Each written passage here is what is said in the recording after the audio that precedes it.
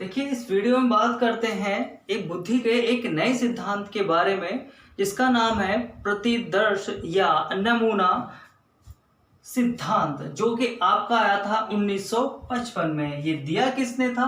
Thompson ने दिया था। देखिए, प्रतिदर्श को हम क्या बोलते हैं? सैंपल भी बोल देते हैं, तो इसे सैंपल थ्योरी भी कह सकते हैं।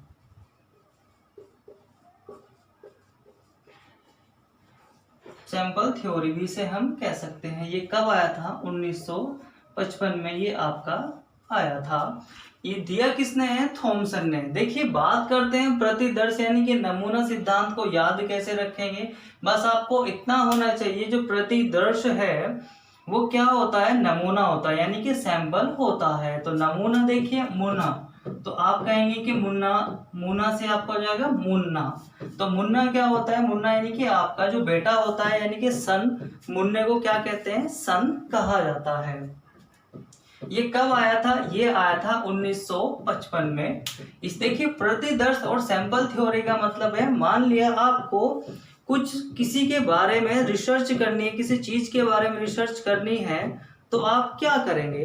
आप उसका थोड़ा सा सैंपल ले लेंगे और उसके आधार पर उसमें जितने गुण अवगुण है या जितनी भी जानकारी है आप उसको बता सकते हैं। तो सैंपल थ्योरी में यही कहा गया है कि प्रत्येक व्यक्ति में सभी मानसिक योग्यताओं का थोड़ा थोड़ा समूह पाया जाता है।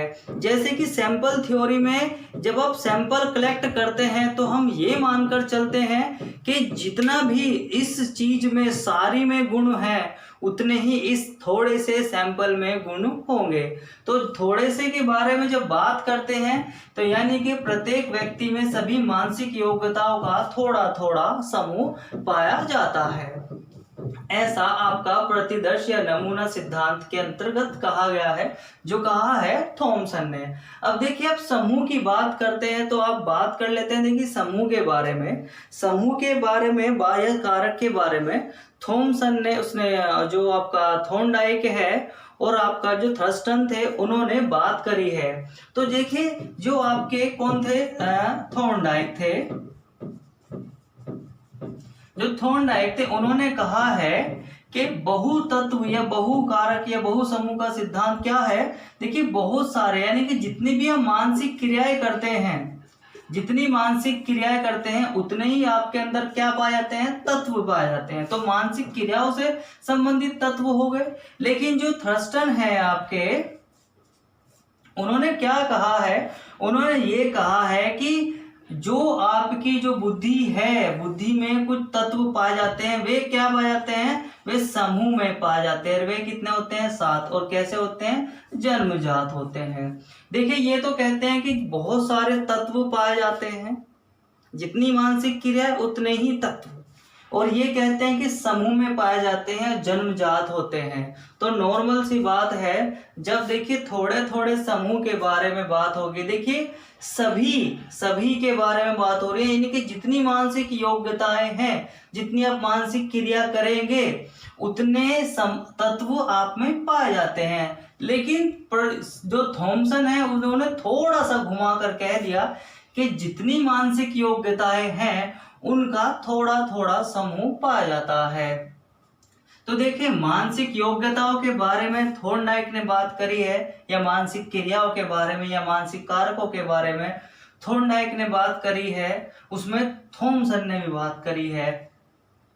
और समूह के बारे में भी बात करी है थर्स्टन ने, और थॉमसन ने भी समूह के बारे में बात करी है। तो देखिए, जब मानसिक क्रिया या मानसिक योग्यताएं और समूह जब दोनों की बात आएगा, तो वहां पे आपका थॉमसन आएगा। बस आपको इतना ध्यान रखना है कि थॉर्नडाइक ने मानसिक क्रियाएं जितनी है उतने ही तत्व माने हैं। थर्स्टन ने जितने, यानी कि जो आपके जो बुद्धि में तत्व होते हैं वो एक समूह में पाए जाते हैं, वे 7 होते हैं, वे जन्मजात होते हैं। लेकिन प्रतिदर्श या नमूना सिद्धांत में, यानी कि सैंपल थ्योरी में, जो कि 1955 में आई थी, थॉमसन बस ये कहते हैं कि जितनी मानसिक क्रिया करेंगे, समूह तो पाया जाएगा, लेकिन थोड़ा थोड़ा समूह पाया जाएगा। तो देखिए, इस वीडियो में हमने सिर्फ बस थोड़ा सा पढ़ा है, क्योंकि ज्यादा नहीं आता है, तो जो हमारे लिए इम्पोर्टेंट है सिर्फ हमने उतना ही पढ़ा है। तो मिलते हैं नई वीडियो में नेक्स्ट यानी कि नए सिद्धांत के साथ में।